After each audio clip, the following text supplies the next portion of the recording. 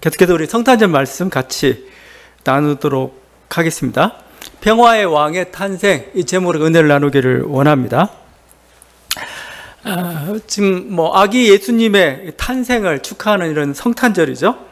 또 매우 기쁜 날입니다. 근데 지금 보면은 읽어보면 알겠지만 정치와 여러 가지 전쟁의 포연으로 가득합니다. 그게 느껴지지 않습니까? 우리는 보통 설교나 예배 아니면 기독교나 종교에서는 가급적 정치 얘기하지 말자 이렇게 하는 경향이 있지만, 이 누가복음이라는 성경은 예수님의 탄생 순간부터 정치로 사실은 굉장히 도배되어 있습니다. 제가 오늘 성탄절이니까 기쁘게 좀 짧게 설교를 하다가 본문을 잘못 선정을 했어요. 그래가지고 오늘은 길고 또 심각할 수도 있습니다. 지금 1절에 가이사 아구스토가 등장합니다. 1절에 가이사 아구스토. 근데 아구스토는 누구냐? 로마의 황제 아우구스투스 황제. 아우구스투스 황제. 오랜 그 로마 내전을 끝내고 내전도 끝내면서 공화정도 끝내고 황제정을 첫 출범시켰던 그런 왕입니다. 황제죠. 그래서 이 아구스토 이걸 밝히는 것은 단순히 예수님이 탄생한 때가 언제냐 그런 시점을 밝히는 그 의도만 있는 거 아닙니다. 어떻게 보면 이 말씀을 통해서 진정한 황제가 누군가, 진정한 왕이 누군가를 질문하고 있습니다. 보면은 가이사와 예수 그리스도가 계속 대조되고 있어요. 대표적인 그 고백이 11절입니다. 11절에 예수님을 구주라고 표현하죠. 우린 구세주. 영어로 세이비어. 헬라어로는 소테르입니다. 소테르. 근데 이 단어를 누가가 그렇게 좋아합니다. 오히려 예수님을 표현할 때 우리 주님, 하나님, 메시아 이렇게 표현하는데 누가는 구주라는 표현을 많이 써요. 소테르. 세이비어라는 표현을 구세주. 근데 소테르는 어떤 그 예수님의 환장된 게 아니고 당시에는 왕이나 어떤 종교적 창시자한테 붙였던 표현이 소테르예요. 구주라는 겁니다. 예를 들면 왕이나 어떤 황제가 그 지역을 정복을 해요. 정복을 하고 평화 안정을 가져다 줍니다. 아니면 그 지역에 풍요를 가져다 줍니다. 그랬을 때 사람들이 뭐라고 표현하면 당신은 우리의 소테르입니다. 이렇게 합니다. 당신은 우리의 구주입니다. 구세주입니다. 이렇게 표현하는 겁니다. 그러니까 결국 뭐예요? 지금 누가복음의 메시지는 누가 진정한 구세주냐를 묻고 있는 겁니다. 황제가 구세주가 아니고 예수 그리스도가 우리의 진정한 구주십니다라고 이렇게 고백하고 있는 거죠. 그런 선언이죠. 그것뿐만이 아니에요. 10절에 보게 되면은 이렇게 하겠죠. 내가 온 백성에 미칠 큰 기쁨의 좋은 소식을 너에게 전한다. 큰 기쁨의 소식. 즐거우니까, 기쁘니까, 기쁨의 소식 이렇게 되어 있는데 이 기쁨의 소식이랑은 또 굉장히 정치적 뉘앙스가 있습니다. 뭐냐면 기쁨의 좋은 소식에서 나온 단어가 복음입니다. 복음. 우리가 복음을 믿으라, 복음을 전하는데 이 복음이라는 유앙겔리온이죠. 유앙겔리온. 이 단어가 여기로부터 지금 파생이 되고 있습니다. 기쁜 소식, 복음을 믿으라 이거죠. 근데 이 복음이라는 단어, 기쁜 소식이라는 단어도 먼저 황제에게 적용되었던 단어입니다. 황제의 탄생의 날이 기쁜 소식이에요. 아시아의 에베소 근처에 프리온이라는 곳이 있습니다. 그 도시에 2000년 전에 한 비문이 발견이 됐습니다. 그러니까 2000년 전 비문은 아우구스투스 황제 집정기에 있었던 그 에베소 지역의 한 근처죠. 프리온이라는 도시인데 이 도시 사람들이 어떤 계획을 했냐면은 아우구스투스 황제가 탄생한 날 생일입니다. 로마인들은 그 장례, 죽은 날보다 오히려 탄생한 날을 생일을 굉장히 축하하고 기념합니다. 근데 아우구스투스 황제가 탄생한 이 날을 이 프리온이라는 도시가 아부하려고 어떻게 했냐면은 우리는 신년에 그러니까 새해를 이때로부터 출발하겠습니다. 1월 1일이 아우구스투스 생일입니다. 그걸 기록한 내용입니다. 근데 이렇게 기록되어 있습니다. 신은 아우구스투스를 태어나게 하여 그로 하여금 은덕을 베풀, 은덕이란 게 아주 선덕, 선정 이런 거죠. 은덕을 베풀게 함으로써 우리를 위한 가장 완전한 선을 만들어내셨다. 신은 우리와 우리 후손들을 위하여 전쟁을 끝내고 만물을 건설할 구세주를 우리에게 보내셨다. 아우구스토한테 구세주라는 표현은 우리 구세주를 보내셨다. 신의 탄생, 아우구스토스죠. 신의 탄생의 날은 세상을 위한 복음의 시작이었다. 어디서 들어서 복음의 시작? 요한계시록, 마가복음에 들렸던 그 복음의 시작이라는 단어죠. 근데 아우구스토스 황제의 탄생의 날이 저기 우리 황제가 태어났다. 이 생일이 이게 복음이라는 겁니다. 기쁜 소식이라는 겁니다. 지금. 근데 지금 누가는 뭐요? 그게 복음이 아니라는 겁니다. 그게 기쁜 소식이 아니고 바로 예수 그리스도의 탄생, 이 날이 정말 기쁜 소식이다. 그죠? 메가라는 단어까지 붙죠. 메가. 큰 기쁨의 날이다라고 지금 선언하고 있는 거죠. 지금 온 천하를 넘어서 온 우주를 구원할 그런 구원자가 다윗의 도시인 베들레헴에서 탄생했다. 그래서 지금 이게 진정한 기쁨의 소식이다라고. 물론 뭐 황제 권력에 도전하기 위해서 그런 건 아니겠지만 이 세상에 여러 가지 축하와 찬양, 기쁨 이런 것들 보면서 진정한 기쁨이 어디 있는가를 대조시키고 있다 지금 볼 수가 있어요. 그래서 이들은 아우구스토 황제의 탄생의 날을 신년의 기점으로 삼으려 했지만 예수 그리스도가 태어나심으로 말미암아 신년이 하고 역사의 새 기점이 벌어진 거죠. 그래서 우리 인류 역사를 BC와 AD로 나누죠. BC, AD. BC는 Before Christ입니다. 그리스도 이전이라는 뜻을 가지고 있죠. AD는 라틴어인데 아노 도미니입니다. 주님의 해, 주님의 해 이런 뜻을 가지고 있죠. 주님의 해. 그러니까 역사의 분기점이 되었던 게 바로 아기 예수의 탄생이고 이게 정말 기쁜 소식이다. 그래서 고대 비문의 버금가는 지금 선언을 하고 있는 게 이 누가의 선언인 거예요, 지금. 그래서 기독교는 매우 정치적이다. 정치적일 수밖에 없어요. 왜냐하면 우리 여러분 주기도문 할 때 하나님 나라가 이 땅에 오시옵소서 기도를 하고 있잖아요. 하나님 나라가 이 땅에 오도록 임하기를. 그게 정치예요. 정치. 자, 하여튼 이 모든 게 기독교는 어떤 정치를 지향할 수밖에 없습니다. 근데 문제는 어떤 정치냐는 겁니다. 지금 봐야 될 건. 정치적인데 어떤 정치냐 이겁니다. 어떤 정치냐. 어떤 지배를 지금 꿈꾸고 있는가가 더 중요한 겁니다. 일단 우리가 하나님 나라가 이 땅에 또 이렇게 여러 가지 비교를 통해서 결국 우리가 세상의 정치나 통치 영역을 우리가 뭔가 지배하겠다. 그런 목적은 아닙니다.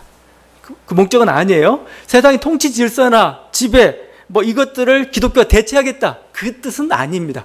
우리가 하나님 나라가 이 땅에 임하라고 할 때 그냥 어떻게 표현하냐면 하나님 나라의 정치라고 표현합니다. 전 그래서 차라리 이렇게 표현하는 게 오히려 더 분명하죠. 예수님은 세상의 어떤 권력자, 이 세상의 정권을 침탈하러 오신 분이 아니고 우리 마음을, 우리 영혼을 지배하시러 오신 분이라고 이렇게 볼 수가 있습니다. 하늘나라의 왕이라는 표현에서 하늘나라의 왕. 이 세상에 보이는 물질적 질서가 아니고 보이지 않고 오히려 영원한 질서를 구현하시고 그걸 실현하시러 오신 왕이다 이렇게 표현하고 있어요.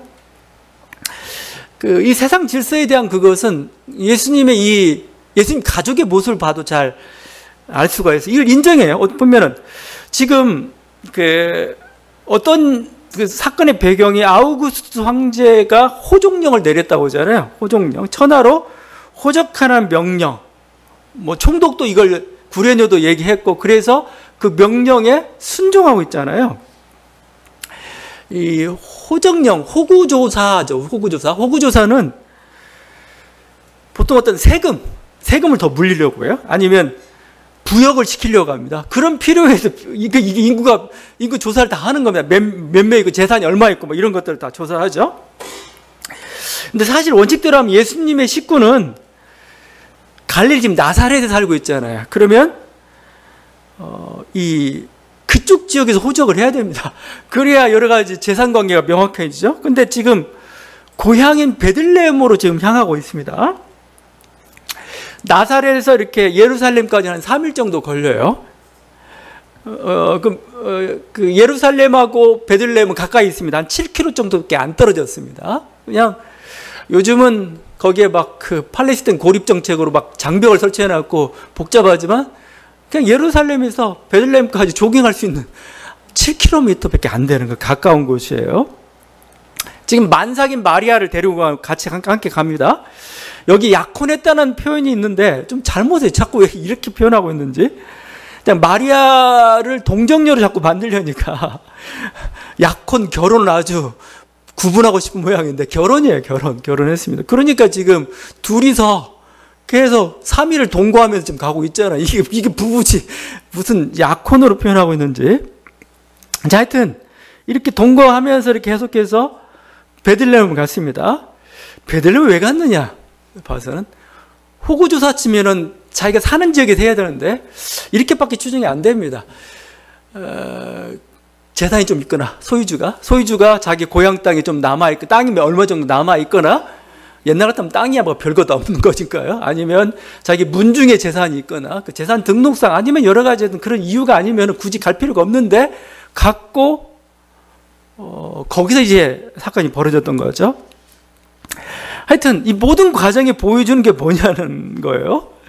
이렇게 먼 거리를 찾고 이렇게 하는 모든 과정은 예수님의 가족이 뭐예요? 로마법이나 황제의 명령에 순종하고 있다는 겁니다. 호구조사에 그냥 그거에 따라서 여러분 호구조사가 단순한 인구조사가 제가 자꾸 아니라고 얘기하고 있죠. 이건 세금과 직결되기 때문에 곳곳에서 반발이 심합니다. 우리 옛날 그 미국의 독립이 어떻게 이루어졌습니까? 막 차에다가 사람이 인두세, 차세를 막 부과하기 시작하니까 거기에 대한 반발하면서 시작이 됐던 거 아니에요, 이게? 그러니까 세무조사할지 어떤 호구조사할 때마다 막 반발이 심합니다. 유대 젤로 땅들이 계속 이 호구조사를 싫어했죠. 사도행전은 이렇게 보고합니다. 사도행전 5장 37절인데 그 후 호적할 때 갈릴리의 유다가 일어나 백성을 꿰어 따르게 하다가 그도 망한즉 따르던 모든 사람들이 흩어졌느니라. 갈릴리 유다가 폭동을 일으켰던 곳을 우리가 세포리스랍니다. 세포리스가 나사렛으로부터 6km도 안 떨어진 곳이에요. 그러니까 이 아주 가까운 곳에서 폭동이 일어났어요. 세금 폭동이죠. 사실은 호적 조사 때문에. 그러니까 이 호구조사는 그냥 단순한 문제가 아니에요. 독립주의자는 긍정한 저항을 우리는 하나님만이 왕이신데 세금을 낸다는 건 뭐예요? 그 통치를 인정한다는 거예요. 인정할 수 없다는 거예요. 근데 지금 이 사건의 배경 가운데 숨겨져 있는 게 있습니다. 그건 뭐냐 바로 교회가 초대교회가 세상 정부를 세상 통치를 인정하고 있다는 겁니다. 이만큼 우리는 세상 통치에 대해서 세상 질서에 대해서 반발하고 한가하는 그런 집단이 아니야.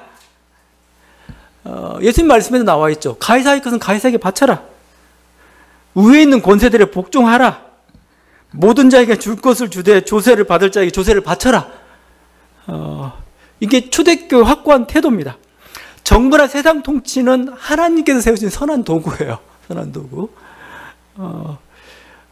주님이 오신 완전한 세상, 천국 임하기 전까지는 뭐요? 이 세상을 유지해야 됩니다. 유지. 그래서 하나님 세상 통치자와 그들을 세우시고 그들을 통해서 이제 세상의 질서, 그걸 선한 일이라고 표현하고 있습니다. 현대사회는 이제 왕이 없죠. 그럼 현대사회는 그런 게 없느냐? 있어요. 헌법적 질서와 민주주의가 이제 그 권력을 형성하고 있고 그걸 하나님께서 인정해 주는 거죠. 그러니까 이번 윤석열 일당의 그 내란은 헌법적 질서와 민주주의를 무너뜨렸습니다. 이건 더 이상 존중받을 수 없는 게 되었던 거죠. 헌법적 질서와 민주주의, 크리스찬들은 신앙인들은 여전히 그걸 인정합니다. 인정하고 거기에 우리는 선한 하나님의 그 도구임을 질서임을 인정하고 따라야 되는 거죠. 자, 그런 모습을 보여줍니다. 그러나 여기까지입니다. 그걸 인정하지만 주님이 진정으로 원하는 것은 마지막 때에는 그날이 이 세상에 온전히 임할 것이지만 지금 어떻게 보면 부분적인 이 통치의 이 시기에 주님이 원하는 건 뭐예요? 우리 영혼과 우리 마음과 모든 정신의 궁극적 주인이 되길 원하세요. 왕이 되길 원하십니다. 그분께만 경배하길 원하고 있는 겁니다. 그러니까 어떻게 보면 우리는 나그네와 같은 존재라고 표현할 수가 있습니다. 이 세상에 살기 때문에 내가 그 지역을 통과하기 때문에 그 지역의 질서를 순종하고 인정해 줘야 됩니다. 그러나 뭐요? 우리의 왕은, 우리가 경배해야 될 대상은 예수 그리스도라는 겁니다. 그걸 우리가 하나님 나라, 하늘나라 이렇게 표현하고 있는 거죠. 그래서 우리 궁극적인 고백은 이렇습니다. 세상의 왕은, 세상의 권력자는 진정한 평화를 주지 못해. 예수 그리스도만이 우리에게 언제나 평화를 주셔. 이거죠. 그게 우리 신앙 고백인 거죠. 그게 14절 찬양에 나와 있습니다. 지극히 높은 곳에서는 하나님께 영광이요 땅에서는 하나님이 기뻐하시는 사람들 중에 평화로다. 그렇죠? 이 평화라는 단어가 중요합니다. 중요하고 누가복음은 계속해서 평화, 너희가 평화의 일을 알지 못하였도다. 주님께 계속 안타까워하고 이래요. 평화가 라틴어로 팍스입니다. 팍스인데 로마의 평화가 유명합니다. 로마의 팍스 로마나라고 하죠. 팍스 로마나. 로마는 오랜 그 내전과 정복 전쟁을 거쳤죠. 막 땅을 확대해가고 거의 로마 공화정의 역사는 영토 확장의 역사이고 또 서로 자기들끼리 갈등의 역사고 막 그랬습니다. 이 갈등 속에서 전쟁의 신이 있습니다. 로마를 지키는 그 전쟁의 신이 있는데 전쟁의 신이 이름이 야누스예요. 야누스. 두 개의 얼굴을 가졌다 오는 야누스. 제뉴얼 1월이 여기서부터 나왔는데 이 야누스는 로마의 전쟁의 신이에요. 로마 편이 돼가지고 항상 승리를 가져다주는 어떤 그런 전쟁의 신입니다. 그래서 로마는 항상 전쟁 상태이기 때문에 야누스의 신전문이 닫힌 적이 없어요. 계속 열려 있습니다. 왜냐하면 야누스 신이 달려가서 같이 해야 되니까. 그런데 로마 역사에서 3번 야누스 신전의 문이 닫혔던 적이 있어요. 그때가 언제냐? 바로 아우구스투스 황제 치세기입니다. 아우구스투스 황제가 자기 업적을 이렇게 얘기해요. 항상 열려있던 야누스 문이 자기 때 3번이나 닫힌 적이 있다라고. 전쟁이 없었다는 겁니다. 그만큼 평화로웠다는 거죠. 이것을 팍스 로마나라고 표현합니다. 근데 팍스 로마나는 결국은 다른 게 아니에요. 힘과 무력에 의한 평화예요. 굴종시키는 평화죠. 로마는 평화로운데 저 브리튼이니까 영국은 브리튼은 아주 그 식민지 백성이 돼가지고 고통을 겪고 있습니다. 그 내용들이 막 나와요. 자기들은 평화라고 얘기하는데 우리는 노예로 팔려가고 우리 재산은 다 빼앗기고 이거죠. 이게 힘으로 이룬 그 평화죠. 그러니까 로마 시민들만 평화롭습니다. 마치 회출한 무덤 같아요. 아름답고 평화롭고 안정적인데 그 밑에는 막 피와 죽음과 폭력과 가난한 자의 한숨으로 가득 차 있는 게 팍스 로마나의 모습이었던 거죠. 이게 평화가 아니라는 겁니다. 진정한 평화는 우리 주 예수 그리스도께서 주신다는 그 선언입니다. 그렇게 해서 너희가 진정한 평화를 이룰 수가 없어. 요한복음 이렇게 말씀하죠. 나는 평화를 너희에게 준다. 내가 주는 평화는 세상이 주는 평화와 같은 것이 아니다 라고 표현하고 있어요. 예수님이 주시는 평화, 여기에 진정한 평화가 있어. 이제 우리 팍스 로마나의 대적께서 팍스 크리스티입니다. 팍스 크리스티. 그리스도의 평화. 우리는 그리스도만이 온전한 평화를 주십니다. 온전한 이 땅에 완전한 평화가 이루어질 그날은 아직도 좀 요원하지만 우리 마음 가운데, 우리 영혼 가운데, 우리 정신 가운데 일단 주께서는 평화를 주십니다. 그것을 평안이라고 표현하죠. 평안. 주님께서 주시는 평화는 단지 유대민족과 로마 민족에게 주려는 그 평화가 아니고 모든 민족이 평화를 누리기를 원하십니다. 주님은 그런 평화의 주님이 되기를 원하신다는 거죠. 그냥 무력으로 강제로 그런 구현되는 그런 평화가 아니고 자기를 희생하고 오히려 섬김으로써 세상 사람이 주는 그런 평화다라고 표현하고 있습니다. 단순한 평화가 아니고 성령께서 우리들에게 내주하심으로써 주어지는 우리의 정말 현실적이고 영원한 평화라고 지금 말씀하고 있어요. 이 평화를 주님이 주시고 우리는 여기에 희망을 걸고 있는 그런 사람들이죠. 그래서 이런 거죠. 우리가 예수를 전파한다는 건 뭐예요?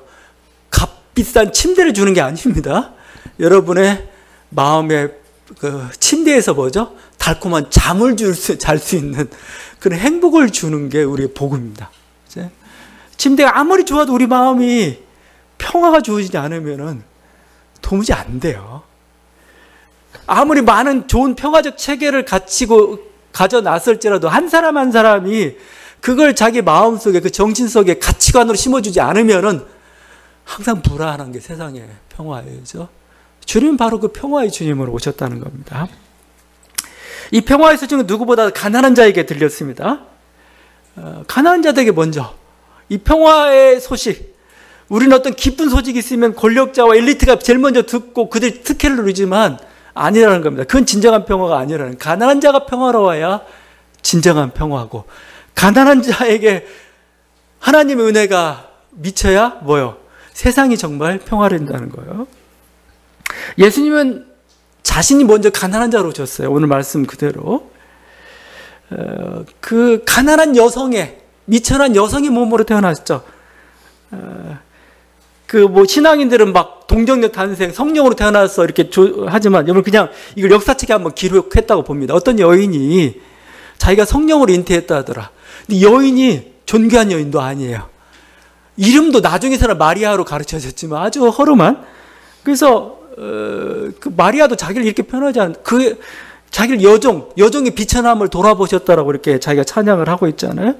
근데 성령으로 잉태를 했다는 거예요. 보통 이렇게 놀라운 잉태 소식은 유력한 사람들한테 들립니다. 유력한 자의 어떤 와이프, 아니면 그랬을 때 사람들이 인정해 주죠. 웬 이상하게 아주 이름도 없는 여자애가, 계집종입니다. 나이가 한 16 정도 되는, 자기가 성령 잉태했다고 하니 이게 사생한지 뭔지 세상은 알 수가 없죠. 근데 뭐죠? 주님은 그렇게 미천한 여종의 몸에서 태어나는 것을 기뻐하셨습니다. 가난한 자의 모습으로 나타나신 거죠. 이 부부가 고향인 베들레헴에 왔지만 머물 곳이 없어요. 방이 없어가지고 결국 이렇게 짐승들 우리로 들어갑니다. 그래서 누구는 이렇게 동굴이었다고 표현하는데, 동굴이든 뭐든 짐승들 우리입니다. 우리 짐승들. 그러니까 아마 집안에 있는 그 짐승들 우리일 수도 있고, 정말 동굴 속에도 짐승들 우리를 갖다 놓으니까요. 만들어 놓으니까요. 그곳에 양이나 염소나 말 등을 이렇게 키우면서 이렇게 있는 겁니다.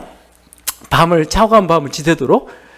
근데 지금 이 여인이 왔는데 누울 곳이 없으니까 결국 아기를 낳았는데 어떻게 해요? 그 우리에 있는 구유, 이 구유가 말구유인지 소구유인지, 우리 옛날부터 왜 말구유로 했는지 모르겠어요.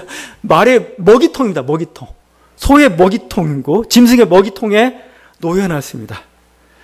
이것도 참 굉장한 장면입니다. 우리는 그냥 요즘은 너무 아름답게 묘사하고 있는데, 지금 아이를 낳는데 아이를 누울 곳이 없어가지고 먹이통에다 그냥 대신 놓고 있는 이 그림. 고대 강실 황궁이 아닙니다. 부유한 자의 집입니다. 평범한 가정집도 아니에요. 그냥 짐승의 먹이통에 누워있는 거지. 가장 가난한 자의 모습으로 오셨음을 보여줍니다. 가장 낮은 자의 모습으로 주님은 오셨고 태어나셨습니다. 그래서 그런 표현이 가능해요. 가장 낮은 곳에 계시기 때문에, 가장 가난한 곳이었기 때문에 모든 사람을 품을 수가 있습니다. 십자가는 가장 낮은 곳이에요. 베들레헴은 가장 낮은 곳입니다. 그죠? 근데 이 가장 낮은 곳이기 때문에 뭐예요? 많은 사람들을 품을 수가 있고 물려둘 수가 있는 거죠. 가장 낮은 곳에 있기 때문에 어떤 사람도 가까이 갈 수가 있어요. 쉽게 접근할 수가 있습니다. 가난하기 때문에 뭐예요? 가난한 자의 심정을 누구보다도 잘 아세요. 가난의 고통이 뭔지, 고난의 고통이 뭔지, 그걸 잘 하기 때문에 공감하고 사랑할 수밖에 없는 그 존재, 그런 존재로서 우리 땅에 오셨던 거죠.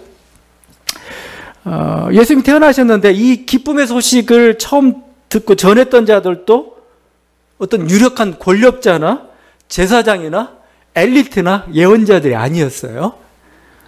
목동들이었습니다. 이 지금 첫 소식이 목동들에게 들리고 있죠? 목자들입니다.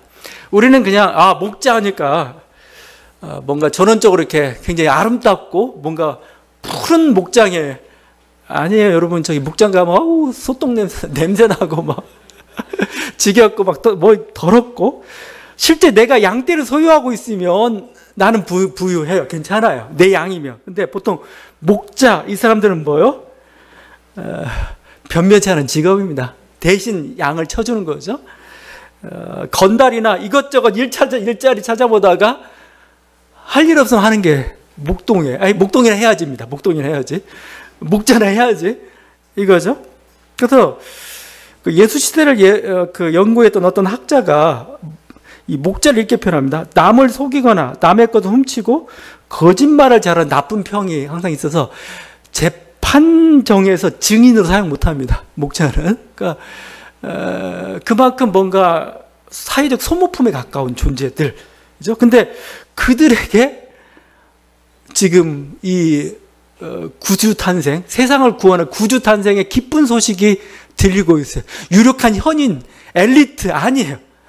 이 가난한 아주 무지랭이, 그냥 우리가 그냥 농부라고 표현할 수 있는 그 사람들에게 지금 기쁜 소식이 전해지고 있죠. 그럴 뿐만 아니라 천군 천사가 찬양을 합니다. 그 13절이죠.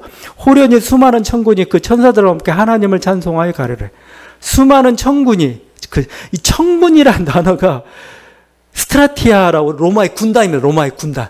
천사의 군단들이 지금 찬양하고, 관객은 누구예요? 목동 몇 명하고 양 몇 마리, 양하고 목동 몇 명이 있는데 지금 천군 천사의 그 대합창이 막, 목동들이 너무 송구스러웠을 것 같아요. 이런 위대한 합창을 자기들만 이렇게 듣고 있다는 게. 근데 그렇게 들리고 있고 천군 천사들은 막 진심으로 찬양을 하고 있습니다. 지금 하나님의 평 찬양. 바로 예수님도 그랬습니다. 가난한 자에게 먼저 복음이 전파된다라고 표현하고 있고, 왜냐하면 그들이 들어야 되고 그들에게 하나님께 은혜를 주시기를 원해요. 하나님 기뻐하신 자는 누구냐? 다른 게 아니라 이 가난한 자들입니다. 가난한 심령을 소유한 자들. 이 소식을 듣고 이제 목자들이 뭐예요? 이 기쁜 소식을 전합니다. 마리아한테 가서 얘기하고 확인해보고 동네 사람들한테 전하고. 그래서 어떻게 보면 이 천군 천사의 찬양은 이 목자들의 증언을 통해서 우리들에게 오늘날까지, 아, 그때 천군 천사가 이렇게 찬양을 했구나. 예수 탄생을 전하는 최초의 전파자들인 거죠. 여러분, 예수님은 가난한 자로 이 땅에 오셨습니다. 예수님을 낳은 마리아도 가난한 여인입니다. 이 큰 기쁨의 소식은 무엇보다도 가난한 목동들에게 전해졌습니다. 여러분, 우리가 성탄절을 맞이해서 하나님 앞에 무엇을 가지고 나오겠습니까? 우리들의 헌신, 아니면 뭔가 우리들의 어떤 그 예물, 뭐 정성, 뭐 좋습니다. 근데 그게 아닙니다. 우리들에게 필요한 건 오히려 가난한 심령입니다. 나는 가난합니다. 나는 하나님의 은혜가 필요한 사람들입니다. 그렇죠? 이 가난한 심령이 가장 필요하다는 거죠. 주님은 이 주님의 아기 예수의 탄생의 소식이 누구한테 제일 먼저 전해지고 이 혜택이 누구한테 가장 가길 원하는가? 가난한 자들입니다. 고통 가운데 있는 자들, 억압 가운데 있는 자들. 그렇죠? 그래서 하나님만 바랄 수밖에 없는 그 자들에게 하나님께서 놀라운 탄생 기쁨을 전해주길 원하고, 또 우리가 정말 우리 모두가 가난한 심령이 돼가지고 그분을 맡고 그분 앞에 나아갈 때 하나님께서는 우리 귀를 열어서 이 천군 천사의 찬양을 듣게 하실 것입니다. 이런 은혜가 있는 저와 여러분 되길 바랍니다. 기도하시겠습니다.